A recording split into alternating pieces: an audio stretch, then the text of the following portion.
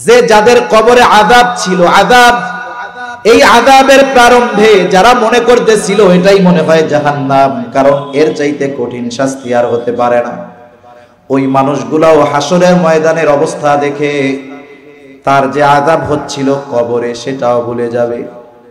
আল্লাহ তাআলা বলেন, ক্বালু ইয়া ওয়াইলানা মান বাআসানা মিন মারকাদিনা হাযা মা ওয়া'আদার রাহমানু ওয়া সাদাকাল মুরসালুন।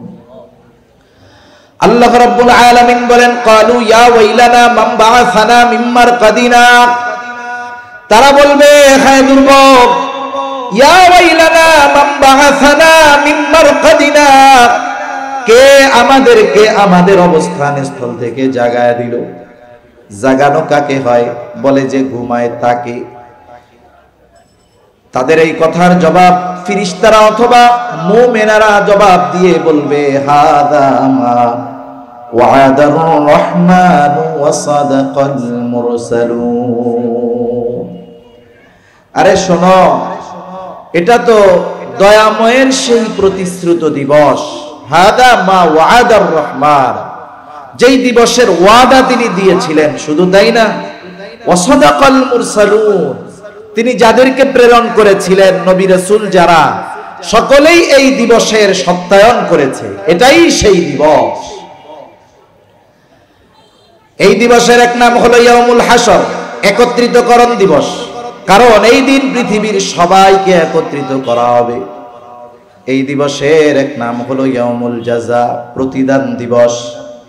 দুনিয়াতে একটা মানুষ যদি সর্বোচ্চ ভালো কাজ করে, তার ভালো কাজের পূর্ণ প্রতিদান দুনিয়াতে দেওয়া হয় না, দেওয়া সম্ভব নয়। একটা মানুষ যদি সর্বোচ্চ মন্দ কাজ করে এই দুনিয়ায়, তাকে ওই মন্দ কাজের প্রতিদান এই দুনিয়ায় পরিপূর্ণ দেওয়া হয় না, দেওয়া সম্ভব নয়। তাহলে ভালো কাজ হোক আর মন্দ কাজ হোক, মানুষের দুনিয়ার কর্মের পূর্ণ প্রতিদান দেওয়া হবে কিয়ামতের দিন। ফাইদা জাআ আজালুহুম লা ইস্তাখিরুনা সাআতান ওয়া লা ইস্তাকদিমুন। আল্লাহ রাব্বুল আলামিন জানায় দেন, যখন আমার আপনার নির্ধারিত সময় চলে আসবে, এক মুহূর্ত বিলম্ব হবে না, এক মুহূর্ত আগেও মালাকুল মউত আসবে না। কারণ এই পৃথিবীতে অনেক মানুষ আছে বছরের পর বছর লাইফ সাপোর্টে আছে, আবার অনেক মানুষ আপনার আমার আশেপাশে আছে, রাতের বেলা একসাথে কথা বলে বাড়িতে ফিরে গেছে, সকালবেলা আর তার ঘুম ভাঙে নাই। এইরকম নজির, এইরকম ঘটনা আমার আপনার পাশে অনেক ঘটে। দেখা যায় সন্ধ্যায় সুস্থ, রাতের বেলা দুনিয়া থেকে চলে যায়। একদিন আমার আপনার সময় যখন চলে আসবে, সুস্থ থাকি আর অসুস্থ থাকি, বেঁচে থাকা যাবে না, চলে যেতে হবে দুনিয়া থেকে। একটা মানুষের ওই অবস্থা যখন হয়, মসজিদের মধ্যে তার ব্যাপারে এলান দেওয়া হয়, বলা হয় অমক এলাকার অমক, অমকের ছেলে অমক আজ বিকাল 5 ঘটিকার সময় ইন্তেকাল করিয়াছে, আগামীকাল সকাল 10টায় তার জানাজা অনুষ্ঠিত হবে। অতএব ধর্মপ্রাণ সকল মুসলমানদেরকে উক্ত মরহুমের জানাজায় শরীক হওয়ার জন্য অনুরোধ করা গেল। এরকম প্রচার আপনাদের অঞ্চলে হয়তো। ভাই সাউন্ডটা একটু বাড়াবেন মেহেরবানি করে, সাউন্ডটা ছাড়েন না আর একটু, এতবার বললে তো খারাপ লাগে নিজের কাছে। তাহলে এই ঘোষণা আমাদের সমাজে দেওয়া হয়। আজকে অনেকের ব্যাপারে আমরা এই ঘোষণা শুনি, একদিন আমার আপনার ব্যাপারেও ঘোষণা দেওয়া হবে। এই ঘোষণা দেওয়ার মাঝে একটা শব্দ বলা হয়, অমকে ইন্তেকাল করিয়াছে। ইন্তেকাল, ইন্তেকাল শব্দটি আরবি শব্দ, অর্থ স্থানান্তরিত হওয়া। অনেক সময় দেখবেন একটা বিল্ডিং এর মধ্যে একটা দোকান আছে, শোরুম আছে, ব্যাংক আছে, অনেক সময় ওই ভবনটা চেঞ্জ করে আরেক ভবনে তারা তাদের অফিস নিয়ে যায়। তখন প্রচারপত্রের মধ্যে লেখে এই ব্যাংক বা এই শোরুম, এই দোকান স্থানান্তরিত করা হয়েছে, অমুক জায়গায় নিয়ে যাওয়া হয়েছে। তার মানে এই দুনিয়া থেকে আমরা স্থানান্তরিত হই। চূড়ান্তভাবে নিশ্চিহ্ন হয়ে যাই না, কারণ আল্লাহ রাব্বুল আলামিন আমাদের মঞ্জিলে মাকসুদ একেবারে শেষ অবস্থানে পৌঁছানোর আগ পর্যন্ত কয়েকটা ধাপ, কয়েকটা মঞ্জিল, কয়েকটা স্টেশন অতিক্রম আমাদের দ্বারা করা। যেমন একটা সময় আমরা কিছুই ছিলাম না, না ছিল এই দেহ, না ছিল এই রূহ, কিছুই ছিল না। আল্লাহ রাব্বুল আলামিন আদম আলাইহিস সালামকে সৃষ্টি করলেন। আল্লাহ তাআলা কোরআনুল কারীমের মধ্যে বলেন, ইয়া আইয়ুহান নাসুত্তাকু রাব্বাকুমুল্লাযী খালাকাকুম মিন নাফসিন ওয়াহিদা ওয়া খালাকা মিনহা যাওজাহা ওয়া বাসসা মিনহুমা রিজালান কাসীরান ওয়া নিসা। আল্লাহ রাব্বুল আলামিন জানায় দেন, আমাদেরকে এক প্রাণ থেকে আল্লাহ তাআলা সৃষ্টি করেছেন। তার মানে মানব সৃষ্টির মূল উৎস আল্লাহ তাআলা আদম আলাইহিস সালাম থেকে মূলত মানব বিস্তারের জন্য যেই ব্যবস্থাপনা এটা গ্রহণ করেছেন। খলাকাকুম মিন নাফসিন ওয়াহিদা, একটি প্রাণ থেকে আল্লাহ তাআলা আমাদের সৃষ্টি করেছেন। হাদিসের মধ্যে আসছে, আদম আলাইহিস সালাতু ওয়াস সালামকে সৃষ্টি করবার পর আল্লাহ তাআলা আদম আলাইহিস সালামের পৃষ্ঠদেশ তথা পিঠ থেকে কিয়ামত পর্যন্ত যত মানুষ আসবে, যত মানুষ আছে, যত মানুষ দুনিয়া থেকে চলে গেছে, আল্লাহ তাআলা সকলের রূহ একত্রে আদম আলাইহিস সালামের পৃষ্ঠদেশ থেকে বের করেছে। আর এই রূহ হলো আমাদের মূল, এটা কোনো সময় ধ্বংস হবে না, এটা অবিনশ্বর। কারণ অবিনশ্বর হওয়ার কারণ কি? রূহের আকৃতি দেখতে শুনতে কেমন এটা তো আমাদের জানা নাই, তবে এতটুকু জানা, এই রূহ হলো আল্লাহ তাআলার আদেশ। রূহ কার আদেশ? আল্লাহ তাআলার আদেশ। আল্লাহ যেমন চিরন্তন, ওনার আদেশও চিরন্তন। এজন্য রূহ শুধু স্থান পরিবর্তন করে, কিন্তু ধ্বংস হয়ে যায় না। যেমন এই দুনিয়ায় আসার আগে সর্বপ্রথম আদম আলাইহিস সালামের পৃষ্ঠদেশ থেকে আল্লাহ তাআলা আমাদের বের করলেন। আমরা অবস্থান করলাম রূহের জগতে, আলমে আরওয়াহ, রূহের জগতে। দীর্ঘকাল ওই জায়গায় আমাদের অবস্থান ছিল। এরপরে আল্লাহ তাআলা আমাদেরকে পাঠাইলেন আলমে বাতন, মায়ের পেটের মধ্যে। ওইখান থেকে আল্লাহ তাআলা আমাদেরকে পাঠাইলেন আলমে দুনিয়া। এখন আমরা দুনিয়ার জগতে আছি। আবার যখন সময় ফুরিয়ে যাবে, আমার আপনার এই দেহ থেকে রূহ বিচ্ছিন্ন হয়ে যাবে, আমাকে আপনাকে নতুন এক গন্তব্যে পাড়ি জমাতে হবে, যেই জগতের নাম হলো আলমে বারজাখ। জগৎটা লোকচক্ষুর অন্তরালের এক জগৎ। ওই জগতের কিছু দুনিয়ার মানুষ দেখতে পারে না, আর দেখা যায় না বিধায় ওটাকে অস্বীকার করারও কোনো সুযোগ নাই। দুনিয়ার অনেক কিছু আছে আমরা না দেখাই বিশ্বাস করি, দুনিয়ার অনেক কিছু আছে না দেখাই মাইনা নেই। অনেক মানুষ অতি পণ্ডিতগিরি দেখাতে গিয়ে আলমে বারজাখ অস্বীকার করে, বলে যা দেখি না এটা মানি না, নাউজুবিল্লাহ। যা ওই দিকে যেতে গেলে কথা অন্যদিকে চলে যাবে। তাহলে একদিন আমাদেরকে স্থানান্তরিত হতে হবে, ইন্তেকাল। দুনিয়ার জগৎ থেকে আমাদের স্থানান্তরিত হতে হবে আলমে বারজাখে। ওই জগতে আমাদের চলে যেতে হবে। কারণ একটা মানুষ যখন ইন্তেকাল করে, মনে করেন ঢাকার এক হসপিটালে মারা গেছে, জানাজার সময় নিকটবর্তী এই লোকটার মা বাবার দেওয়া একটা নাম ছিল, কিন্তু এই লাশের জন্য, জানাজার জন্য অপেক্ষমান ব্যক্তিরা বারবার বলে লাশ কখন আসবে, লাশ আসে না কেন, লাশ কত দূর আসলো। তার মানে ওই দেহটার ভিতরে যদি রূহ না থাকে, ওইটার নাম হয়ে যায় লাশ, যার মধ্যে কিছুই নাই। এরপরে আমাদের স্থানান্তরিত হওয়া লাগলো আলমে বারজাখে। ওইখানকার অবস্থা কেমন? অনেক কথার সম্মিলিত কথা হলো এইটা, আলমে বারজাখে কারো কবর হবে জান্নাতের বাগান, কারো কবর হবে জাহান্নামের একটা গর্ত। যার কবরটা জান্নাতের বাগান হয়ে যাবে, তথা 3 প্রশ্নের জবাব যেই ব্যক্তি যথাযথভাবে দিতে পারবে, তার কবরটা জান্নাতের বাগান হয়ে যাবে। কবরে তথা আলমে বরজখে আমাদের প্রত্যেককে 3টা করে প্রশ্ন করা হবে। জানা আছে তো আপনাদের? 3 প্রশ্ন জানা আছে না? এরকম আছেন নাকি কেউ যে না এই 3 প্রশ্ন আমাদের জানা নাই? এরকম কেউ আছেন? আছেন নাকি এরকম যে না কবরে কি 3 প্রশ্ন করবে হুজুর এটা তো জানা নাই? জানা আসেনি সবার? সবার জানা। মনে রাখতে হবে যেই প্রশ্ন পরীক্ষার হলে গিয়ে জানা যায় ওই প্রশ্ন উত্তর হলে গিয়ে দেওয়া এটা কঠিন না, সহজ বিষয়।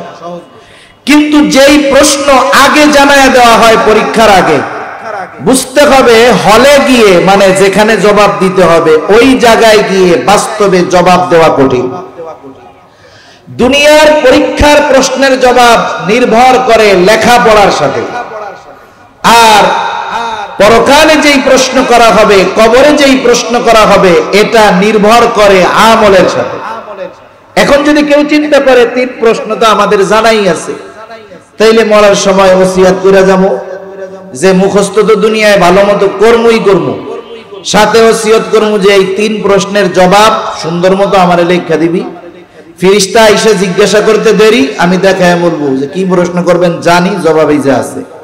এখন বলেন তো দুনিয়ায় পরীক্ষার হলে নকল নিয়ে গেলে যদি প্রশ্ন বাইদা যায় ধুমসে লেখা যায়, কিন্তু এই প্রশ্ন যদি কেউ লেখাও নিয়ে যায় জায়গা মতন গিয়া জবাব দেওয়া সম্ভব, যদি আমল না করে সম্ভব না। এই 3 প্রশ্নের জবাব নির্ভর করতেছে আমলের সাথে। প্রশ্ন 3টা কি যেহেতু কথায় আসলো একটু বইলাই দেই। 1 নম্বর প্রশ্ন হবে আমার রব্বুক, তোমার রব কে? বলেন তো আমাদের রব কে? জোরে বলেন না কে? 2 নম্বর প্রশ্ন হলো আমা দীনুক, তোমার দিন কি? বলেন তো আমাদের দিন কি? 3 নম্বর প্রশ্ন নবীজিকে দেখিয়ে বলা হবে মা হাযার রাজুলুল্লাযী বুইসা ফীকুম, অথবা নবীর ব্যাপারে জিজ্ঞাসা করা হবে ওমান নাবিয়্যু, বলেন তো আমাদের নবীকে। এই 3 প্রশ্নের জবাব আমরা সবাই দিতে পারবো, মুসলিম অমুসলিম সবাই পারবে, ছোট বাচ্চাটাও পারবে। কিন্তু বাস্তবতা হলো প্রথম প্রশ্ন আমার রব আল্লাহ, আমি আল্লাহ তাআলাকে রব বলে স্বীকার করবার পরে ওই রবের আদেশ নিষেধ যদি যথাযথভাবে মান্য না করি, তাহলে যতই মুখস্থ করি না কেন কবরে গিয়ে মার রব্বুকা এই প্রশ্নের জবাব আমাদের দেওয়া সম্ভব হবে না। দুনিয়ায় রবের নাফরমানি কইরা যদি মুখস্থ করা হয় আমার রব আল্লাহ, গোটা হায়াত অতিবাহিত হয়েছে রবের নাফরমানি করে, ওই ধরনের মানুষ কবরে গিয়ে এই প্রশ্নের জবাব দিতে পারবে না। প্রশ্ন করা হলো আমা দীনুক, তোমার দিন কি? সারা জীবন ইসলামের বিরুদ্ধে আচরণ করেছে, না ছিল ব্যক্তি জীবনে ইসলাম, না ছিল পারিবারিক জীবনে ইসলাম, না ছিল অর্থনৈতিক জীবনে ইসলাম, না ছিল সামাজিক জীবনে ইসলাম, না ছিল রাষ্ট্রীয় ব্যবস্থাপনায় ইসলাম, কোথাও ইসলামের গন্ধ নাই। এইবার প্রশ্নের জবাব জানা যে আমার দিন হলো ইসলাম, কিন্তু ইসলামের উপরে নিজে না পরিচালিত হয়ে যদি কবরে যাওয়া হয়, আল্লাহর কসম প্রশ্নের ওই জবাব দেওয়া তার জন্য সম্ভব হবে না। প্রশ্নের জবাব যদি দিতে হয় ইসলামের আলোকে নিজেকে সাজাতে হবে। নবীজির ব্যাপারে জিজ্ঞাসা করবে কে এই ব্যক্তি যাকে তোমাদের কাছে প্রেরণ করা হয়েছিল? কে জবাব দিতে পারবে? যে নবীর সুন্নাতের উপরে নিজের জীবনকে সাজিয়েছে, নবীর আদর্শের আলোকে নিজের জীবনকে সাজিয়েছে, সে জবাব দিবে। ইনি হলেন আমাদের নবী মুহাম্মদুর রাসূলুল্লাহ। সারা জীবন সুন্নাতের বিরোধিতা করে সুন্নাত অনুযায়ী না চলে, যতই মুখস্থ করা হোক আমার আপনার নবী মুহাম্মদুর রাসূলুল্লাহ সাল্লাল্লাহু আলাইহি ওয়াসাল্লাম সুন্নাত অনুযায়ী জীবন যাপন না করলে এই প্রশ্নের জবাব দেওয়া সম্ভব হবে না। তাহলে এই 3 প্রশ্নের জবাব নির্ভর করে আমলের সাথে। যদি আমরা এই 3 প্রশ্নের আলোকে দুনিয়ার জীবন গড়ি, কেউ যদি গড়ে আর ওই ব্যক্তি যদি জীবনে কোনোদিন না শুনে যে রব আল্লাহ প্রশ্ন করা হবে রবকে, দিনকে, নবীকে, সে যদি দুনিয়ায় নাও শোনে আমল যদি করে জায়গা মতো গিয়ে প্রশ্ন করলে জবাব দিতে পারবে কি পারবে না? পারবে। প্রশ্নের জবাব যে দিবে সে তো পরীক্ষায় পাস। আল্লাহ তাআলার পক্ষ থেকে ঘোষণা আসবে, সাদাকা আবদি সাদাকা আবদি ফাফরিশুহু মিনাল জান্নাহ ওয়ালবিসুহু মিনাল জান্নাহ ওয়াফতাহু লাহু বাবান ইলাল জান্নাহ। আল্লাহর পক্ষ থেকে ঘোষণা আসবে, আমার বান্দা সত্য বলেছে, সত্য বলেছে। তার কবরে জান্নাতের বিছানা আইনা বিছায়া দাও, তাকে জান্নাতি পোশাক এনে পরায় দাও, তার কবরের সাথে জান্নাতের সাথে একটা দরজা খুলে দাও। আর হাদিসের মধ্যে আসছে ফেরেশতারা বলতে থাকবে, ঘুমাও নতুন দুলা যেমনে ঘুমায়। যখন কোন কেউ নতুন বিবাহ করে শ্বশুর বাড়িতে বেড়াতে যায়, ঘুমাইতেছে মেয়ের স্বামী, দেখবেন আশেপাশে পোলাপান যদি খেলাধুলা করে শাশুড়ি কি কয়, খবরদার আওয়াজ করিস না, বলে কি বলে না? আশেপাশের লোকজন আসে একটু জামাই বাবুরে দেখবে, বলে এখন কথা কেউ না, ঘুমাইতেছে, ডিস্টার্ব করো না। যতক্ষণ দরজা সে নিজের থেকে না খুলে ততক্ষণ তারে কেউ ডিস্টার্ব করে না। নতুন দুলা ঘুমাইলে যেমন কেউ তাকে ডিস্টার্ব করে না, ফেরেশতারা বলবে ঘুমাইতে থাকো, নতুন দুলা যেমনে ঘুমায়। এইবার ওই কবর তো জান্নাতের বাগান, নাজ নেয়ামত পায় আসে, মনে করবে এটাই মনে হয় জান্নাত। কারণ দুনিয়ায় এত নেয়ামত পরিপূর্ণ বিষয় তো সে দেখে নাই, চিন্তাও করে নাই, ও মনে করবে এটাই মনে হয় জান্নাত। এইবার ফেরেশতারা তাকে বলবে, না না, এটা জান্নাত নয়, বরং জান্নাতে তোমার জন্য এর চাইতে অকল্পনীয় নেয়ামত আল্লাহ তাআলা রেখে দিয়েছে, যেটা তোমাকে কিয়ামতের পরে প্রদান করা হবে। আপনার আমার কাছে একটা ভালো জিনিস আছে, আমি আপনি যখন ওই ভালো জিনিসের চাইতে আরো ভালো জিনিসের সন্ধান পাবো, তখন এটা আর ভালো লাগবে না। এটা স্বাভাবিক অভ্যাস আমাদের। এখন ওই জান্নাত পাবে কখন? কিয়ামতের পরে। এবার আল্লাহর কাছে দোয়া করবে, আল্লাহ যত দ্রুত সম্ভব, যত তাড়াতাড়ি সম্ভব কিয়ামত কায়েম করে, আমি তাড়াতাড়ি আমার ওই জান্নাতে যাইতে চাই। সুবহানাল্লাহ। আরেকজনের পরিস্থিতি কি হবে? এর বিপরীত, যে জবাব দিতে পারবে না, তার ব্যাপারে ঘোষণা আসবে, কাযাবা আবদি কাযাবা আবদি ফাফরিশুহু মিনান নার ওয়ালবিসুহু মিনান নার ওয়াফতাহু লাহু বাবান ইলান নার। মিথ্যা বলছে আমার এই বান্দা, মিথ্যা বলেছে, জাহান্নাম থেকে আগুনের বিছানা এনে বিছায়া দাও, আগুনের পোশাক তাকে পরায় দাও, তার কবরের মধ্যে আর জাহান্নামের সাথে তার কবরের সাথে দরজা খুলে দাও। ওই ব্যক্তি মনে করবে এটাই মনে হয় জাহান্নাম, কারণ এর চাইতে কঠিন কষ্টের আর কোনো কিছুই হতে পারে না। প্রচন্ড কষ্ট অনুভব হতে থাকবে। এইবার ফেরেশতারা তাকে জানায় দিবে, না, তোমার জন্য যেই জাহান্নাম প্রস্তুত আছে ওই শাস্তির তুলনায় এটা কোনো কিছুই না। আমরা সবাই কম বেশি মুসিবতে থাকি। একজন টাকা পয়সাওয়ালা মানুষ, এরও যদি জিজ্ঞাসা করেন কেমন আছেন, দেখবেন একজন গরিব মানুষ যা বলবে ভালো আছি, উনার আরো বিপদ বেশি, উনি বলবে আমি আরো বড় মুসিবতে আছি। এখন আমরা যদি ছোটখাটো মুসিবতে থাকি, ওই সময় যেটা বড় মুসিবত, আমার মতো মুসিবতে, আমার মতো বিপদে আর কেউ নেই, কিন্তু ওই বিপদের চাইতে যদি বড় বিপদের সম্মুখীন আমরা হয়ে যাই, তখন কি মনে হবে? যেটা আছে এটাই বালা, ঠিক কিনা বলেন? এইটাকে আর বিপদ মনে হবে না। ওরা জাহান্নামের শাস্তির খবরে এত ভীত সন্ত্রস্ত হবে, ওদের কাছে মনে হবে এই খবরই আরামে আছে। এবার আল্লাহর কাছে তারা ফরিয়াদ করবে, আল্লাহ সহজে যেন কিয়ামত কায়েম না হয়। ওরা যতই বলুক কাজ হবে না। আল্লাহ তাআলা একটা সময় এই পৃথিবী ধ্বংস করে দিবেন। ইসরাফিল আলাইহিস সালাম প্রস্তুত।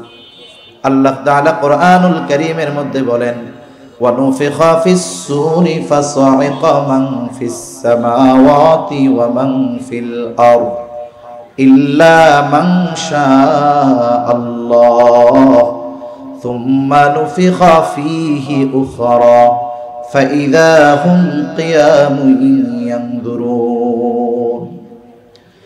আল্লাহ রাব্বুল আলামিনের নির্দেশে ইসরাফিল আলাইহিস সালাম সিংহায় ফুৎকার দিবেন। প্রথমবার সিংহায় ফুৎকার দেওয়া হবে, ফাসাইকা মান ফিস সামাওয়াতি ওয়া মান ফিল আরদ। আসমান আর জমিনের মধ্যবর্তী স্থানে যত প্রাণী আছে, যত প্রাণ আছে, সব জ্ঞান হারিয়ে ফেলবে। মুফাসসিরিনে কেরাম বলেন প্রথমে জ্ঞান হারাবে, এরপরে তাদের মৃত্যু হবে। তার মানে আল্লাহ তাআলা যেগুলো চান সেগুলো ছাড়া, যাদের চান তারা ছাড়া যত প্রাণী আছে, যত প্রাণ আছে, যত মানুষ আছে, সকলে মৃত্যুবরণ করবে। তার মানে সর্বশেষ মানুষটাও আলমে বরজখের বাসিন্দা হয়ে যাবে। আল্লাহ তাআলা বলেন সুম্মা নুফিখা ফীহি উখরা ফাইযা হুম কিয়ামুন ইয়ানজুরুন। এক সিংহায় মানব সভ্যতার ইতিহাস শেষ, মানব জাতির ইতিহাসের ইতি ঘটবে, পৃথিবীর অবস্থানের ইতি ঘটবে। আবার পরবর্তীতে আরেক সিংহায় ফুৎকার দেওয়া হবে। ওইটার দ্বারা কি হবে? প্রত্যেকের অবস্থান স্থল থেকে উঠে যাবে, দাঁড়িয়ে যাবে, দাঁড়ায়া তাকায়া তাকায়া দেখতে থাকবে কি হইতাছে এইগুলা। এখন এই যে দুই সিংহায় ফুৎকারের মাঝে ব্যবধানের সময়টা কতকাল? আমরা আলমে বরজখে থাকবো কতদিন? দুনিয়ায় তো 50, 60, 70 বছর থাকবো সর্বোচ্চ, কিন্তু আলমে বরজখে দুনিয়া থেকে ইন্তেকালের পরে কিয়ামতের আগ পর্যন্ত কতদিন থাকতে হবে? সর্বোচ্চ হিসাবটা থাকলো এক পাশে, সর্বনিম্ন হিসাবটা কি? মুফাসসিরিনে কেরাম বলেন যেই ব্যক্তি সর্বশেষ এই দুনিয়া থেকে বিদায় নিবে তাকেও কমপক্ষে 40,000 বছর আলমে বরজখে থাকতে হবে। সুবহানাল্লাহ। শব্দ একটা সুম্মা, এর মধ্যে পার হয়ে যাবে কমপক্ষে 40,000 বছর। প্রত্যেকে উঠে দাঁড়িয়ে যাবে, ফাইদা হুম কিয়ামুন ইয়ানজুরুন, দাঁড়িয়ে দেখতে থাকবে কি হচ্ছে এগুলো।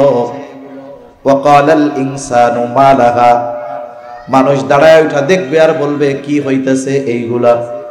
আল্লাহ তাআলা আরেক জায়গায় বলেন ওয়ানুফিখা ফিস-সূরি ফাইদা হুম মিনাল আজদাসি ইলা রাব্বিহিম ইয়ানসিলুন। এখানে দ্বিতীয়বার সিংহায় ফুৎকার উদ্দেশ্য প্রত্যেকে তার অবস্থান স্থল থেকে উঠে যাবে। দ্বিতীয়বার সিংহায় ফুৎকার পরে প্রত্যেকে তার অবস্থান স্থল থেকে উঠে যাবে। শুধু তাই না, ইলা রাব্বিহিম ইয়ানসিলুন, প্রত্যেকে তাদের রবের দিকে ছুটতে থাকবে। উইঠা দেখবে কি হচ্ছে, অটোমেটিক রবের দিকে ছুটতে থাকবে। ওই দিনের অবস্থাটা কেমন, ওই দিনের পরিস্থিতিটা কেমন হবে। অনেক সময় দেখবেন একেবারে আকাশে পরিষ্কার আবহাওয়া, উজ্জ্বল আবহাওয়া, সূর্যটা সুন্দর মতো আলো দিতেছে, মানুষের মন মেজাজও ফুরফুরে। মুহূর্তের ভিতরে 2, 4, 5 মিনিটের ভিতরে হঠাৎ করে গোটা আকাশ কালো অন্ধকার মেঘে ছেয়ে যায়। দুপুর বেলায় মনে হয় সন্ধ্যা নেমে এসেছে, রাত চলে এসেছে। আপনার এই 5 মিনিট আগের অবস্থা যেটা ছিল মনের, যখন পরিবর্তন হয়ে ঝড়ের পূর্বাভাস দেখা যায়, একটা গম্ভীর ভাব মনে হয়। অবশ্যই মানুষের 5 মিনিট আগের মনের অবস্থা আর এই সময়ের অবস্থার মধ্যে পরিবর্তন ঘটে যায়। তখন মানুষ ছুটাছুটি করে, জলদি করে বাসায় ঢুকতে হবে, ঝড় যদি চলে আসে কোথায় দাঁড়াবো, এই একটা চিন্তা। তার মানে একটা আবহাওয়ার পরিবর্তনের কারণে মানুষের পরিবর্তন, মনের পরিবর্তন আসে। বৃষ্টির সিজনে দেখবেন বৃষ্টি না হইলে ভালো লাগে না, শীতের সিজনে গরম লাগলে ভালো লাগে না। এটা মনের সাথে একটা সম্পৃক্ত বিষয়।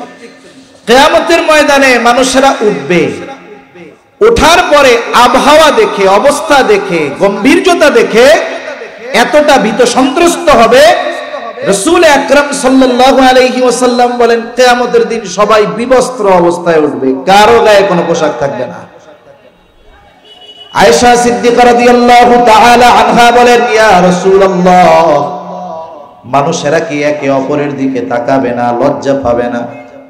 নবীজি বলেন, আয়েশা, মানুষ এতটা চিন্তিত ভীত থাকবে যে একজন আর একজনের দিকে তাকানোর বিষয়টা চিন্তাও করবে না। শুধু তাই না, এই আয়াতগুলোর আলোকে একথাও বোঝা যায় যে যাদের কবরে আযাব ছিল, আযাব, এই আযাবের প্রারম্ভে যারা মনে করতেছিল এটাই মনে হয় জাহান্নাম, কারণ এর চাইতে কঠিন শাস্তি আর হতে পারে না, ওই মানুষগুলাও হাসরের ময়দানের অবস্থা দেখে তার যে আযাব হচ্ছিল কবরে সেটাও ভুলে যাবে। আল্লাহ তাআলা বলেন ক্বালু ইয়া ওয়াইলানা মান বাআসানা মিন মারকাদিনা হাযা মা ওয়া'আদার রাহমানু ওয়া সাদাকাল মুরসালুন। আল্লাহ রাব্বুল আলামিন বলেন ক্বালু ইয়া ওয়াইলানা মান বাআসানা মিন মারকাদিনা, তারা বলবে হায় দুর্ভোগ, ইয়া ওয়াইলানা মান বাআসানা মিন মারকাদিনা, কে আমাদেরকে আমাদের অবস্থান স্থল থেকে জাগায় দিল। জাগানো কাকে হয়? বলে যে ঘুমায় তাকে। তাদের এই কথার জবাব ফেরেশতারা অথবা মুমিনেরা জবাব দিয়ে বলবে হাযা মা ওয়া'আদার রাহমানু ওয়া সাদাকাল মুরসালুন। আরে শোনো, এটা তো দয়াময়ের সেই প্রতিশ্রুত দিবস। হাদা মা ওয়া'আদার রহমান, যেই দিবসের ওয়াদা তিনি দিয়েছিলেন। শুধু তাই না, ওয়া সাদাকাল মুরসালুন, তিনি যাদেরকে প্রেরণ করেছিলেন নবী রাসূল যারা, সকলেই এই দিবসের সত্যায়ন করেছে। এটাই সেই দিবস। এই দিবসের এক নাম হলো ইয়াউমুল হাসর, একত্রিতকরণ দিবস। কারণ এই দিন পৃথিবীর সবাইকে একত্রিত করা হবে।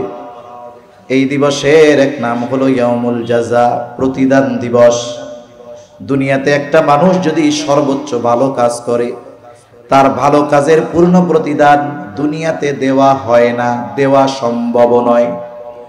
একটা মানুষ যদি সর্বোচ্চ মন্দ কাজ করে এই দুনিয়ায়, তাকে ওই মন্দ কাজের প্রতিদান এই দুনিয়ায় পরিপূর্ণ দেওয়া হয় না, দেওয়া সম্ভব নয়। তাহলে ভালো কাজ হোক আর মন্দ কাজ হোক, মানুষের দুনিয়ার কর্মের পূর্ণ প্রতিদান দেওয়া হবে কিয়ামতের দিন। এই জন্য ওই দিবসের এক নাম হলো ইয়াউমুল জাযা, প্রতিদান দিবস। আল্লাহ তাআলা বলেন ওয়া ইন্নামা তুওয়াফাউনা উজুরাকুম ইয়াউমাল কিয়ামাহ ফামান যুহজিহা আনিন নার ওয়া উদখিলাল জান্নাতা ফাকাদ ফাজ। কর্মের প্রতিদান দেওয়া হবে কিয়ামতের দিন, পরিপূর্ণ প্রতিদান। জাহান্নাম থেকে, আগুন থেকে তথা জাহান্নাম থেকে যাদেরকে বাঁচানো হবে, জান্নাতে প্রবেশ করানো হবে। আল্লাহ তাআলা বলেন ফাকাদ ফাজ, ওই মানুষগুলোই সফল। আল্লাহ তাআলা আমাদেরকেও সফলদের দলে অন্তর্ভুক্ত হওয়ার তৌফিক দান করেন। হাশরের ময়দানে বিচার আচারিত হবে। এরপরে আল্লাহ তাআলা এক দলকে পাঠাবেন জান্নাতে আর এক দল জাহান্নামে। ফারীকুম ফিল জান্নাতি ওয়া ফারীকুম ফিস সাঈর, এক দল জান্নাতি আর এক দল জাহান্নামী। জান্নাতি জান্নাতে, জাহান্নামী জাহান্নামে। হাশরের ময়দানে মানুষ এত ভীত সন্ত্রস্ত থাকবে, সে নিজের পরিচয় কাউকে দিতে চাইবে না, তার পরিচিত কেউ আসলেও তাকে চিনতে চাইবে না। সেই দিন প্রত্যেকে নিজের চিন্তায় বিভোর থাকবে। আল্লাহ তাআলা কোরআনুল কারীমের মধ্যে বলেন ইয়াউমা ইয়াফিরুল মারউ মিন আখিহি ওয়া উম্মিহি ওয়া আবিহি ওয়া সাহিবাতিহি ওয়া বানিহি লিকুল্লি ইমরিইম মিনহুম ইয়াউমা ইযিন শা'নুন ইউগনি। আল্লাহ তাআলা বলেন কিয়ামতের দিন ভাই ভাইয়ের থেকে পলায়ন করবে। ওয়া উম্মিহি ওয়া আবিহি, পিতামাতার থেকে পলায়ন করবে। ওয়া সাহিবাতিহি ওয়া বানিহি, স্ত্রী সন্তানদের থেকে পলায়ন করবে। একটু চিন্তা করেন, এই দুনিয়ায় একজন বাবা তার যত পরিশ্রম করে, কষ্ট করে সন্তান কেন্দ্রিক, বাহিরে কত কষ্ট করে, কত পরিশ্রম করে, কিন্তু বাসায় এসে যখন কলিজার টুকরা সন্তানের চেহারার দিকে তাকায়, তার 14-15 ঘন্টার কষ্ট মুহূর্তের ভিতরে দূর হয়ে যায়। তাহলে মানুষ সন্তান, স্ত্রী, মা বাবার চেহারা দেখে কষ্ট দূর করে, দেখলে কষ্ট দূর হয়ে যায়। হাসপাতালের বিছানায় কত অসুস্থ রোগী থাকে, যখন তার সন্তান যায় সব কষ্ট চলে যায় সন্তানের চেহারা দেখে। অথচ ওই কষ্টের দিন দুনিয়ায় যাদের চেহারা দেখে কষ্ট দূর করত, ওই মুসিবতের দিন, ওই কষ্টের দিন তাদেরকে দেখতে চাইবে না। এটা তার জন্য আরো কষ্টের কারণ হবে। পালায়া পালায়া থাকবে, লুকায়া লুকায়া থাকবে, কেউ কাউকে চিনবে না, সবাই পালাইতে চাইবে, প্রত্যেকে নিজের চিন্তা করবে। এমন হবে একজন আল্লাহর কাছে বলবে, আল্লাহ দুনিয়ার সবাইরে জাহান্নামে দিয়া হইলেও আমারে আপনি জান্নাতে দিয়া দেন, মাফ করে দেন। কঠিন এক অবস্থা। হাশরের ময়দানে কয়েকটা মুহূর্ত হবে সবচাইতে কঠিন, সবচাইতে চিন্তার সময়, যখন ঘোষণা দেওয়া হবে যে আমলনামা দেওয়া হবে। কারণ এই ফলাফলের উপরে নির্ভর করতেছে কে জান্নাতি কে জাহান্নামী, কে ডানপন্থী আর কে বামপন্থী, ঠিক কিনা বলেন? ঘোষণা যখন দেওয়া হবে আমলনামা দেওয়ার, সকলেই চিন্তিত, না জানি আমলনামা কোন হাতে পাই, চিন্তিত থাকবে। ডান হাতে যারা আমলনামা পাবে তারা তো খুশি, বাম হাতে যারা আমলনামা পাবে তারা ব্যর্থ। ডান হাতে যারা আমলনামা পাবে এরা চিন্তা মুক্ত যে আমরা অবশ্যই অবশ্যই জান্নাতে প্রবেশ করব, কোনো সন্দেহ নাই। আর বাম হাতে যারা আমলনামা পাবে বুকটা চিরে হাতটাকে পেছন দিকে নেওয়া হবে। এরপরে আমলনামা হাতে পৌঁছায়া দেওয়া হবে। আমলনামা পাওয়ার পর যে যেই ভাষার মানুষ হোক না কেন, আল্লাহ রাব্বুল আলামিন সকলকে পড়বার যোগ্যতা দিয়ে দিবে। আল্লাহ তাআলা বলেন, ইকরা কিতাবাকা কাফা বিনাফসিকাল ইয়াউমা আলাইকা হাসিবা। পরীক্ষার উত্তরপত্র পাওয়ার পরে একটা ছাত্র সে খাতা দেখেই বুঝে যে আমি পরীক্ষায় পাস না ফেল। বুঝে কি বোঝে না? তারে নতুন করে বলা লাগে না যে তুমি ফেল করছো। অনুরূপ ভাবে আমলনামা হাতে পাইয়া ও বুঝবে যে আমার অবস্থা শেষ। আল্লাহ বলেন তোমার হিসাবের জন্য তুমি যথেষ্ট, দেখো কি করছো দুনিয়ায়। এমন এক কিতাব সারা জীবনের কোন আমল ওইখানে লিপিবদ্ধ হয় নাই এমনটা হবে না, সেটা যত ক্ষুদ্র থেকে ক্ষুদ্রাতীত হোক। এমন কোন পাপ অন্যায় সেখানে লিপিবদ্ধ থাকবে না এমনটা হবে না, সেটা যত ক্ষুদ্র থেকে ক্ষুদ্রাতীত হোক না কেন। এখন স্বাভাবিকভাবে ডান হাতে আমলনামা পাইয়া জান্নাতে, বাম হাতে আমলনামা পাইছে জাহান্নামে। এখন জান্নাতি জান্নাতে চলে গেছে, জান্নাতে যাওয়ার পরে তো তার আর টেনশন নাই, জান্নাতে যাওয়ার পরে তার আর চিন্তা নাই। কিয়ামতের ময়দানে, হাসরের ময়দানে কেউ সে চিন্তা না, কিন্তু জান্নাতে গিয়া সবার কথা মনে পড়বে, সবাইরে খুঁজবে, দেখি জান্নাতের মধ্যে বন্ধু বান্ধব আসেনি, দেখা যায় খুঁজবে ঠিক, কিন্তু সবাইকে সে জান্নাতে দেখতে পাবে না। তাফসীরে ইবনে কাসীরের মধ্যে আসছে আল্লাহ রাব্বুল আলামিন জান্নাতি আর জাহান্নামীদের মধ্যে দেখা এবং কথার ব্যবস্থা করে দিবে। জান্নাতি জাহান্নামীকে দেখবে, জাহান্নামী জান্নাতীকে দেখবে। কেমনে দেখবে? বলে আল্লাহ রাব্বুল আলামিন এই দুনিয়ায় এমন প্রযুক্তি, এমন জ্ঞান মানুষের মাথায় দান করছে, সুদূর আমেরিকা থেকে আপনার প্রিয়জন যদি আপনাকে ফোন দেয়, ঘন্টা লাগে না, মিনিট লাগে না, কয়েক সেকেন্ডের মধ্যে তাকে দেখা যায়, কথা বলা যায়। আল্লাহ তাআলাও দেখার ব্যবস্থা করে দিবে। স্বাভাবিকভাবে মানুষের চিন্তা হলো এরকম, মনে করেন আমার একটা টিনের বাড়ি আছে, আমার টিনের বাড়ির পাশে যদি 2 তলা একটা বিল্ডিং হয়, তাইলে আমার বাড়ি আর আমার ভালো লাগবে না, কারণ বিল্ডিং হইছে না পাশে, ভালোটা দেখতেছি। কিন্তু আমি যদি টিনের ঘরের মালিক, আমি যদি একটু বস্তির মধ্যে গিয়া দেখি, রাস্তার ফুটপাতে যারা শুয়ে আছে তাদের দিকে যদি একটু দেখি, বলেন তো তখন আমার টিনের ঘর আমার কাছে দুনিয়ার জান্নাত মনে হবে, ঠিক কিনা বলেন? জান্নাতি যখন জান্নাতে গিয়ে জাহান্নামীদের অবস্থা দেখবে, সাথে সাথে দেখবে না যে আমার অনেক প্রিয়জন, পরিচিত জন ওই যে জাহান্নামের মধ্যে আছে, তখন কি হবে? সে আল্লাহর কাছে কৃতজ্ঞতার মাত্রা বাড়ায়া দিবে, বলবে আল্লাহ আপনি যদি আমার উপরে দয়া না করতেন তাইলে হয়তো ওদের সাথেও আমাকে জাহান্নামে থাকা লাগতো। এইবার জাহান্নামীরা জান্নাতীদেরকে দেখবে, জান্নাতের মধ্যে তাকায় দেখবে তার আপনজন, প্রিয়জন, বন্ধু বান্ধব, আত্মীয় স্বজন আছে, একসাথে চলছে, একই মাঠে খেলছে, একই স্কুলে পড়ছে। ও জান্নাতের নাজ নেয়ামত ভোগ করতেছে আর ও জাহান্নামের মধ্যে পড়তেছে। এই দৃশ্য দেখবার পর এমনিতেই তো তার জাহান্নামের কষ্ট ওই যে তাকায়া যখন দেখবে দুনিয়ার কিছু কর্মের ব্যাপারে তার অন্তরে আফসোস জাগ্রত হবে, এই আফসোসটা তার কষ্ট বৃদ্ধির কারণ হয়ে দাঁড়াবে। মানুষের কষ্ট লাগার জন্য আঘাত করা লাগে না, আঘাত ছাড়া কষ্ট হয় কি হয় না? কন্ত হয়। মনে করেন আপনাকে আল্লাহ তাআলা নেয়ামত দিছে, আল্লাহ তাআলা আপনার উন্নতি অগ্রগতি অনেক কিছু দান করছে। আপনার পাশে একজন আছে, আল্লাহ তাআলা তারে দেয় নাই। অনেক আল্লাহর বান্দা আছে, আপনার উন্নতি অগ্রগতি আল্লাহ প্রদত্ত এই নেয়ামত দেখে খুশি হবে না, ভিতরে হিংসার আগুন জ্বলা শুরু করবে। ঠিক কিনা বলেন? বাড়ি আপনার, গাড়ি আপনার, সম্পদ আপনার, কষ্ট লাগবে ওই আল্লাহর বান্দার। আপনি তো তারে কষ্টও দেন নাই, ব্যথাও দেন নাই, কিন্তু আপনার অবস্থা তার জন্য কষ্টের কারণ হয়ে গেছে, হিংসার কারণে।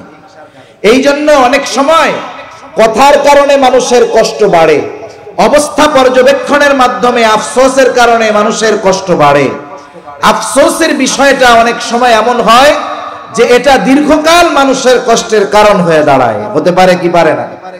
অনেকে চিন্তা করবে, মানে আমরা অনেক সময় বলা বলি করি যে এলাকা এক সময় কি ছিল, মুরব্বীদের জিজ্ঞাসা করলে কি বলবে? বলবে এই জায়গায় পানি ছিল, এক বাড়ি থেকে আরেক বাড়ি নৌকায় যাওয়া লাগতো, রাস্তাঘাট এটা কল্পনাও করি নাই। ঠিক কিনা বলেন? তখন জমির শতক ছিল কত? বলে কয়েক হাজার টাকা,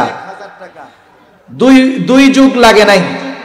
এখন কয়েক হাজার না, কোটি টাকা লাগে। ঠিক কিনা বলেন? এখন কতজন আফসোস করে, আহারে ওই টাইমে কতজনে কইছিল 10 শতক কিনা রাখ, পানি দেখা কিনি নাই, পানি দেখা কিনি নাই। কিন্তু এখন এই জমির দাম যে হারে বাড়ছে, স্বর্ণের দামের চাইতে বেশি বাড়ছে। এরকম কত মানুষ আফসোস করতেছে। এই যে আফসোসটা তার লং টাইমের আফসোস, দীর্ঘদিনের আফসোস। ও জান্নাতের মধ্যে বন্ধু বান্ধবদের দেখে আফসোস করবে কেন? কারণ একসাথে চলছি, ও ইমানদার ছিল, আমি ইমান আনতে পারি নাই, অথবা ইমান আনছে, নামাজ পড়ে নাই, ভালো কাজ করে নাই, গুনার কাজ করেছে, পাপাচারে লিপ্ত থাকছে। তখন আফসোস করে বলবে, আহারে দুনিয়ায় যদি বাকি সময়গুলো ওর সাথে কাটাইতাম, তাইলে আজকে আমিও ওর সাথে জান্নাতে থাকতে পারতাম।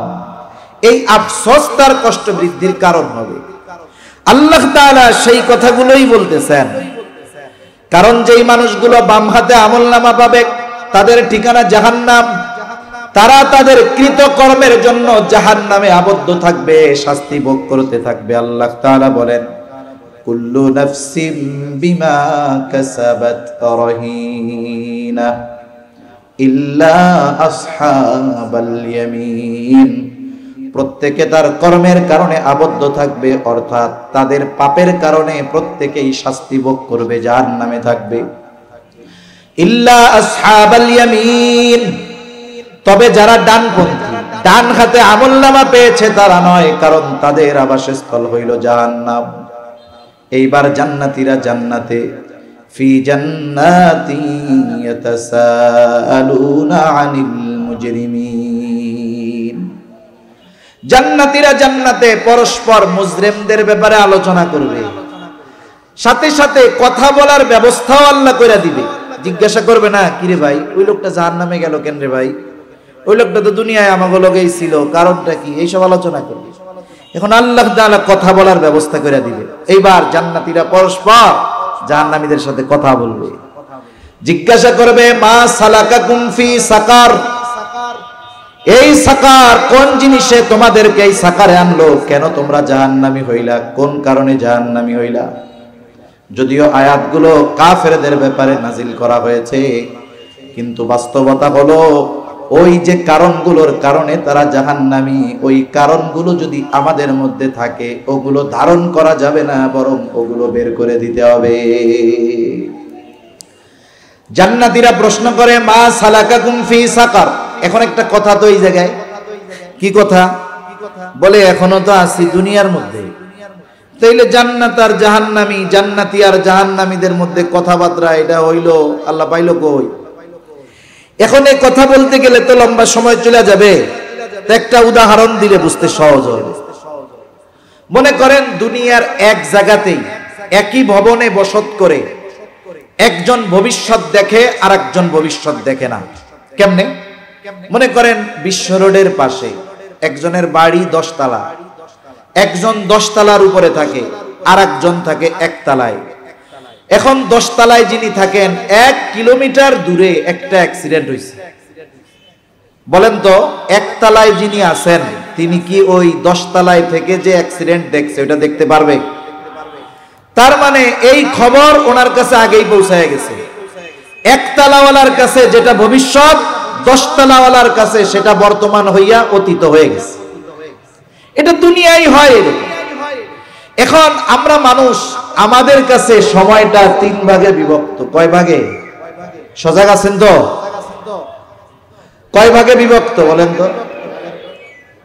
অতীত, বর্তমান, ভবিষ্যৎ।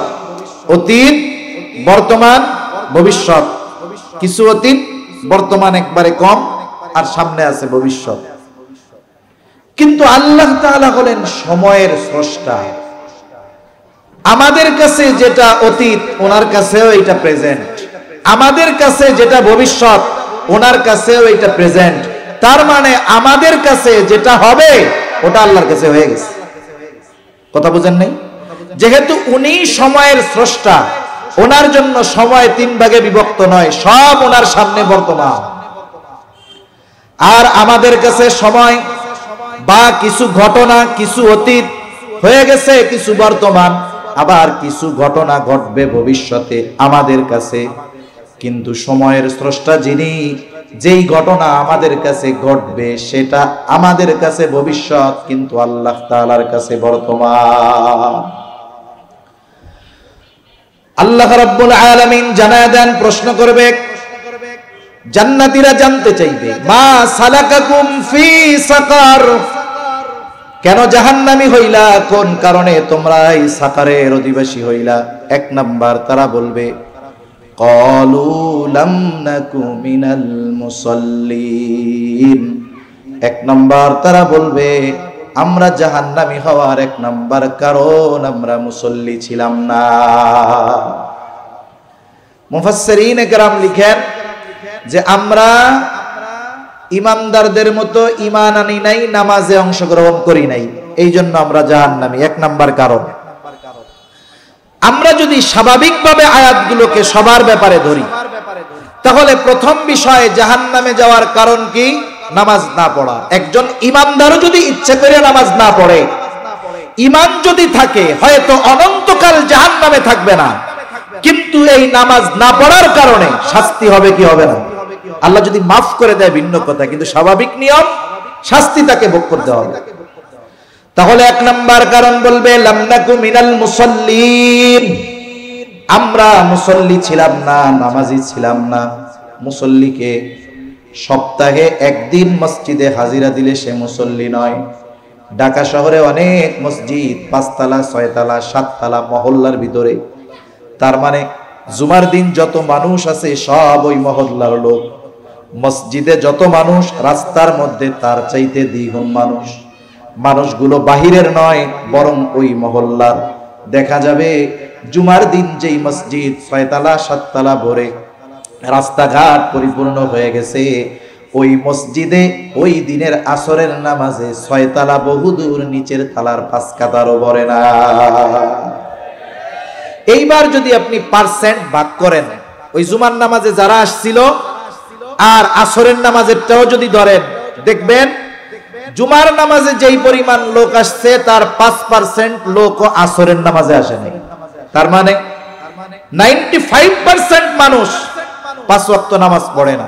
আবার যদি আরেকটু যাচাই বাছাই করেন, আখের মেশিনে আখ ভাঙে দেখছেন, প্রথম যখন ভালোটা দেয় রস পড়ে না, এরপরে আবার দেয় রস পড়ে, এরপরে আমরা দেখি সুখ না, এইবার ও এটারে মুড়াইয়া আবারও মারে, দেখি এরপরেও রস বের হয়।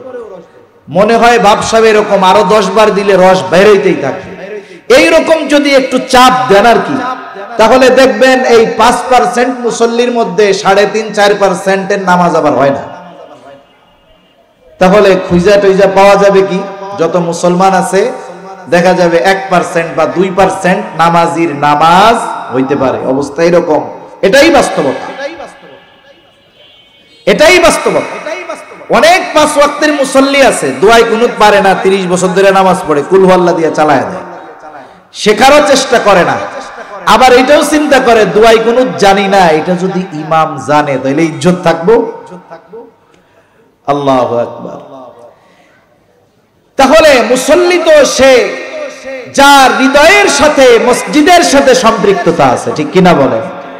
সে নামাজের সময় যেখানেই থাক না কেন, সময় যখন হয় সে আর বাইরে থাকতে পারে না, মসজিদের সাথে ওই যে লোহার সাথে চুম্বকের যেমন আকর্ষণ, সময় হলে মসজিদের দিকে দৌড় শুরু করে দেয়।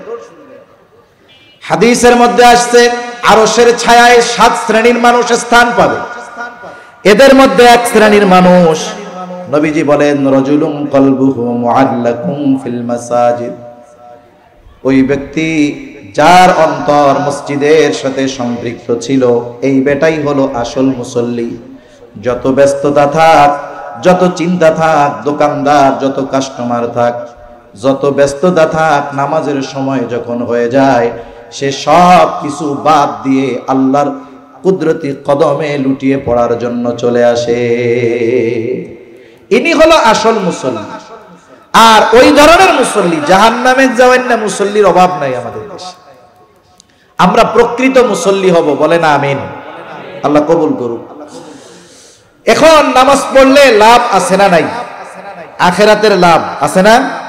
শুনেন, যে কোনো ইবাদত, যত ইবাদতের কথা বলেন, প্রত্যেকটা ইবাদতের পরকালের কল্যাণের সাথে সাথে দুনিয়াবি কল্যাণও আছে।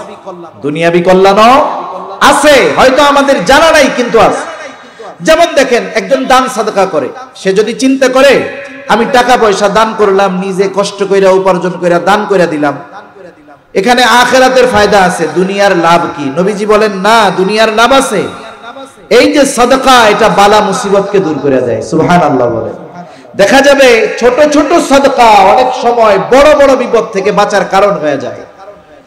এই জন্য যত ইবাদত আছে আল্লাহ তাআলা এইগুলোর প্রতিদান শুধু দুনিয়ায় দেয় তা না, আখিরাতে দেন তা না, দুনিয়ায়ও দেয়। এখন যদি নামাজি হয়ে যায় দুনিয়ার লাভও আছে, কারণ অধিকাংশ মানুষ নামাজের ব্যাপারে উদাসীন, গাফেল হওয়ার অন্যতম কারণ হলো এই দুনিয়া, দুনিয়ার কর্ম। অনেকে দোকানদারি করে, মসজিদের পাশেই, নামাজ পড়ার টাইম পায় না, কাস্টমারের অনেক ভিড়। অনেকে রিক্সা চালায়, নামাজ পড়ার টাইম পায় না, চাকরি করে, নামাজ পড়ার টাইম পায় না, শত কাজে ব্যস্ত, নামাজ পড়ার টাইম নেই। তাহলে মানুষ নামাজ না পড়ার, মসজিদে না আসার যত কারণ আছে, এর মধ্যে অন্যতম একটি কারণ হলো তার পেশা বা কর্ম, ঠিক কিনা বলেন? আপনি যদি জিজ্ঞাসা করেন আসেন না কেন, বলে কর্মব্যস্ততার কারণে মসজিদে যাইতে পারি না। এই যে মানুষ কর্ম করে, কাজ করে, এত পরিশ্রম করে, কেন করে? শখে করে না, করে রিজিকের জন্য, জীবন উপকরণের জন্য, ঠিক কিনা?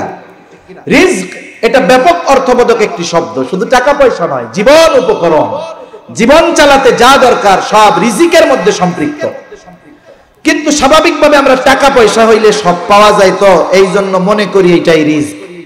টাকা পয়সা থাকলে বুড়া একজন ব্যক্তি, সেও একজন যুবতীর স্বামী হইতে পারে। একজন কালো কুশ্রী চেহারার লোক, সে একজন সুন্দরী। দুনিয়ার নিজামটা এরকম। দেখেন, প্রথমে ভালো দেখে বাকিগুলাকেও ভালো মনে করতেছে। অনুরূপ ভাবে যখন নামাজের হিসাব ঠিকঠাক মতো হয়ে যাবে, বাকি হিসাবগুলো আল্লাহ তাআলা সহজ করে দিবে। কেমনে? বুজুর্গানে দিন বলেন, আরো তো ত্রুটি বিচ্যুতি অন্যায় থাকবে, কিন্তু আল্লাহ তাআলা দেখাও না দেখার অভিনয় করবে। মনে করেন মাদ্রাসার মধ্যে বা স্কুলের মধ্যে একটা ছেলে পড়ালেখায় 100-তে 100, হুজুরে কইছে হুজুর আমি একটু 1 নম্বরে যাই, এইবার 1 নম্বরের কথা 5 মিনিটের জায়গায় 15 মিনিট খাইয়ে আসছে। হুজুর দেখে কিছু বলে না, কারণ পড়ালেখা ঠিক আছে তো, কিছু বলে না। মানে শাস্তিযোগ্য অপরাধ যদি না হয়, পড়ালেখায় ঠিক, একটু চঞ্চল, ওস্তাদ অনেক উল্টাপাল্টা দেখাও না দেখার ভান করে, কিছু কয় না। কিন্তু আরেকজন খুব ভালো, কিন্তু লেখাপড়া ঠিক মতো করে না, পড়তেছে ঠিক মতো। এখন ওরে যখনই প্রস্রাবে চাপ দিছে, দাঁড়াইছে, হুজুর একটু 1 নাম্বার, এমনি তো দাঁড়াইছে ডরে ডরে, আর হুজুর কয় কাম হইছে এই বয়সে ডায়াবেটিস বানাইছো না, খালি মতন আর মতন, লেখাপড়া নাই, খালি প্রস্তাব করতে যায়। চিন্তা করছেন, ওই যে ও লেখাপড়া পারছে, মূলটা ঠিক আছে, বাকিগুলো একটু উল্টা পাল্টা হইছে, দেখাও না দেখার ভান করে ওস্তাদ। আর ওর লেখাপড়া ঠিক নাই বিধায় যাই চোখে পড়ে এই করে ওই করে সেই করে। কিয়ামতের দিন এরকম হবে, নামাজের হিসাব সহজ ঠিক, বাকিগুলা তো অন্যায় থাকবেই, কিন্তু আল্লাহ দেখাও না দেখার ভান কইরা বান্দারে মাফ করে দিবে। সুবহানাল্লাহ। যাই হোক, কথা লম্বা হয়ে যাইতেছে। আল্লাহ তাআলা জানায় দিলেন জাহান্নামীরা এক নম্বরে বলবে আমরা মুসল্লি ছিলাম না, এই কারণে জাহান্নামী। এখন আপনারা একটু জবান খুইলা বলবেন, এরা মুসল্লি না হইয়া জাহান্নামী হইল, এরা তো মুসল্লি নয়, আমরা কি হব? জোরে বলেন, জোরে বলেন না কি হব? আমরা মুসল্লি হব। শত ব্যস্ততা থাক, শত কাজ থাক, নামাজ আমরা বাদ দিব না। যেখানেই থাকি না কেন, নামাজের সময় যখন হবে এই কপালটাকে আল্লাহর কুদরতি কদমের সাথে লুটায়া দিব। দুই নাম্বার তারা বলবে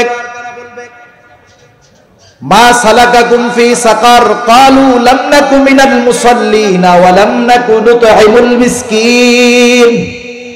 যারা মিসকিন, নিঃস্ব, অসহায়, আমরা তাদেরকে খানা দিতাম না। সাধারণভাবে খানা খাওয়ানো ফজিলতের কাজ। নবীজির কাছে এক ব্যক্তি আসছে, এসে জিজ্ঞাসা করতেছে আইয়ুল ইসলামি খাইর, ইসলামের মধ্যে ভালো আমল কোনটা? নবীজি ছিলেন উম্মতের রুহানি ডাক্তার। একই প্রশ্নের জবাব, ব্যক্তির ভিন্নতায় জবাব নবীজি ভিন্ন দিতেন। এই ব্যক্তির ব্যাপারে নবীজি জবাব দিলেন তুতঈমুত তাআম ওয়া তাকরাউস সালাম আলা মান আরাফতা ওয়া মান লাম তারিফ। নবীজি বললেন মানুষরে খানা খাওয়াও, আর পরিচিত অপরিচিত সবাইকে বেশি বেশি সালাম দাও। নবীজি বললেন খানা খাওয়াও। এখানে নবীজি কোনো স্তর বিন্যাস করেন না, বলেন নাই যে গরিবরেই খাওয়াইবা, ধনীরে খাওয়াবা না। একজন গরিব, সে যদি আল্লাহর সন্তুষ্টির জন্য, জাগতিক কোন স্বার্থের জন্য নয়, একজন ধনীরে খাওয়াইছে আল্লাহর সন্তুষ্টির জন্য, বলেন তো সে সওয়াব পাবে কি পাবে না? পাবে। এখন যার প্রয়োজন নাই তাকে যদি আল্লাহর জন্য খাওয়ানো হয়, এখানে যদি সওয়াব হয়, তাহলে যার প্রয়োজন আছে খাবারের তাকে যদি খাওয়ানো হয় সওয়াব আছে না নাই? এখানে দুটো কাজ হবে, একটা খানা খাওয়ানোর প্রতিদান পাওয়া যাবে, দ্বিতীয় খানা তার প্রয়োজন ছিল, প্রয়োজন মেটানোর সওয়াব পাওয়া যাবে। হাদিসের মধ্যে আসছে নবীজি সাল্লাল্লাহু আলাইহি ওয়াসাল্লাম বলেন, দুনিয়াতে আমরা যদি অপর মুসলিম ভাইয়ের প্রয়োজন মিটিয়ে দেই, আল্লাহ তাআলা দুনিয়া আখিরাতে আমার আপনার প্রয়োজন মিটায়া দিবে। সুবহানাল্লাহ। আবার দেখেন, খানা খাওয়ানো ফজিলতের কাজ, স্বাভাবিকভাবে খানা খাওয়ানো ফজিলতের কাজ, মিসকিন অসহায়কে খানা খাওয়ানোর ফজিলতের কাজ। আবার যদি ওই অসহায় ক্ষুধার্ত ব্যক্তি আমার আপনার প্রতিবেশী হয়, তাহলে এই খানা খাওয়ানো শুধু ফজিলতের কাজ নয়, এটা ঈমান সম্পৃক্ত বিষয়। নবীজি বলেন লাইসাল মুমিন আল্লাযী ইয়াশবাউ, ওই ব্যক্তি মুমিন না যে নিজে পেট ভরে খায় কিন্তু তার প্রতিবেশী অভুক্ত থাকে। নবীজি বলেন সে প্রকৃত মুমিন নয়। এই জন্য আমি আপনি আমার আপনার প্রতিবেশীর দিকেও নজর রাখবো। ভালো যদি রান্না করি তাকে দিয়ে একটু সহযোগিতা করব। অনেক সময় দেখা যায় আমরা অসুস্থতার কারণে ভালো খাবার খাই না, কিন্তু আমার আপনার অনেক প্রতিবেশী ভালো খাবারের ঘ্রাণ মাসের পর মাস পায় না। হাদিসের মধ্যে আসছে না, নবীজি বলছেন তোমরা তরকারির মধ্যে একটু ঝোল বাড়ায়া দাও, পানি বাড়ায়া দাও। কেন? বলে তুমি যাতে তোমার প্রতিবেশীর একটু খোঁজ খবর নিতে পারো, এতে আন্তরিকতা বাড়ে, মহব্বত বাড়ে।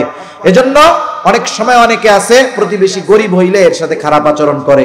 আমার আপনার আত্মীয় স্বজন যত টাকা পয়সাওয়ালা ধন দৌলতওয়ালা হোক না কেন, বিপদে যদি পড়ি উনি ঢাকার থেকে আসতে আসতে বাড়ি পুইরা ছাই হয়ে যাবে, পানির বালতি নিয়ে ওই গরিব প্রতিবেশী আগে দৌড়ায়, ঠিক কিনা বলেন? এজন্য গরিব যদি প্রতিবেশী থাকে আমরা তাদের সাথে সম্পর্ক ভালো রাখবো। 3 নাম্বার বলবে ওয়া কুন্না নাখুদু মাআল খায়দিন, অহেতুক মজলিসে যারা থাকতো তাদের সাথে আমরা ওইখানে অবস্থান করতাম। তার মানে এমন মজলিস যেখানে ইসলামের বিরুদ্ধাচরণ করা হয় বৈশা থাকে কিন্তু প্রতিবাদ করে না, এমন মজলিস যেখানে গুনাহ হয় বৈশা থাকে কিন্তু কিছু কয় না, মজা নেয়, এই ধরনের অনর্থক মজলিসগুলো জাহান্নামে যাওয়ার কারণ হবে। হাকিমুল উম্মাত আশরাফ আলী থানভী রহমাতুল্লাহি আলাইহি বলেন, দুই ধরনের মজলিস ছাড়া বাকি সব মজলিসগুলো ক্ষতিকর। একটা হলো দুনিয়াবি উপকারী মজলিস, যেই মজলিসে দুনিয়াবি বৈধ কল্যাণ আছে, উপকার আছে এমন মজলিস। আর দ্বিতীয় হলো দ্বীনি মজলিস। এই দুই ধরনের মজলিস ছাড়া বাকি মজলিসগুলা অধিকাংশ সময় গুনার মজলিসে পরিণত হয়ে যায়। চায়ের দোকানের মজলিসগুলা, ওইখানে কোরআন হাদিসের কথা হয়, ওইখানে কেমনে গুনার থেকে বাঁচা যায় এই কথাগুলো হয়, হয় না? হয়, এগুলো হয় না। এই যে অনর্থক মজলিস সময় ধরে ব্যয় করে ফেলতেছে। আর ভার্চুয়াল ডিজিটাল অনর্থক মজলিস হইল মোবাইল। ডিজিটাল অনর্থক মজলিস কি? মোবাইল। ওইখানে তো ফেসবুকে বন্ধু বান্ধবের সাথে থাকা হয়, অহেতুক সময় ব্যয় করা হয়। দুনিয়ায় বেঁচে থাকতে সময়ের কদর বোঝা যায় না, কিন্তু মারা যাওয়ার পরে সময়ের দাম বোঝা যাবে, করার কিছু থাকবে না। আল্লাহ তাআলা বলেন, وَأَنفِقُوا مِمَّا رَزَقْنَاكُم مِّن قَبْلِ أَن يَأْتِيَ أَحَدَكُمُ الْمَوْتُ فَيَقُولَ رَبِّي لَوْلَا أَخَّرْتَنِي إِلَى أَجَلٍ قَرِيبٍ فَأَصَّدَّقَ وَأَكُن مِّنَ الصَّالِحِينَ। আল্লাহ তাআলা বলেন, তোমাদেরকে যা দেওয়া হয়েছে মৃত্যু আসার পূর্বে তার থেকে তোমরা দান করো, ব্যয় করো। মিন ক্বাবলি আন ইয়াতিয়া আহাদাকুমুল মাউত, আল্লাহ তাআলা মরণ আসার আগে ভালো কাজ করতে বলছে, দান সাদকা করতে বলছে। এখন মরণ চলে আসলো, ফিরে আসার উপায় নাই। ওই মৃত ব্যক্তি কথা বলে, অনেক কিছু বলে, কিন্তু আমরা শুনতে পারি না। যে কথাগুলো বলে এর মধ্যে একটা হলো রবের কাছে ফরিয়াদ করে বলে, লাউলা আখরতানি ইলা আজালিন করিব, ও প্রভু আমারে যদি কিছু সময়ের জন্য আরেকটু অবকাশ দিতেন, দুনিয়ায় যাওয়ার সুযোগ দিতেন, ফাআসাদদাকা ওয়া আকুম মিনাস সালিহিন, আমি দান সাদকা করতাম, সাথে সাথে সৎ কর্মশীলদের অন্তর্ভুক্ত হয়ে যাইতাম। বলেন তো ওই সময় যত আফসোস করা হোক না কেন, একটু মুহূর্তের জন্য তাকে পুনরায় দুনিয়ায় ফিরে আসার সুযোগ দেওয়া হবে নাকি? হবে না। এই জন্য সময় থাকতে অনর্থক মজলিসে সময় ব্যয় করা যাবে না। 4 নাম্বার, কুন্না নুকাদ্দিবু বিয়াউমিদ্দিন। দুইটা অবস্থা হইতে পারে। যদি ইমানদার আগের অপকর্মগুলো করে, মানে নামাজ পড়ে না, মিসকিনদের খানা দেয় না, অনর্থক মজলিসে থাকে, কিন্তু ইমানের বিষয়গুলো মোটামুটি ঠিক আছে, ইমান নিয়ে মরছে, তাইলে তো শাস্তি ভোগ কইরা জান্নাতে গেল। কিন্তু যদি অবস্থা এমন হয় আখিরাতের ব্যাপারে যদি সে অবিশ্বাসী হয়, যে বিশ্বাসই করে না, তাইলে তো তার আখিরাত চূড়ান্তভাবে বরবাদ, ঠিকানা তার জাহান্নাম।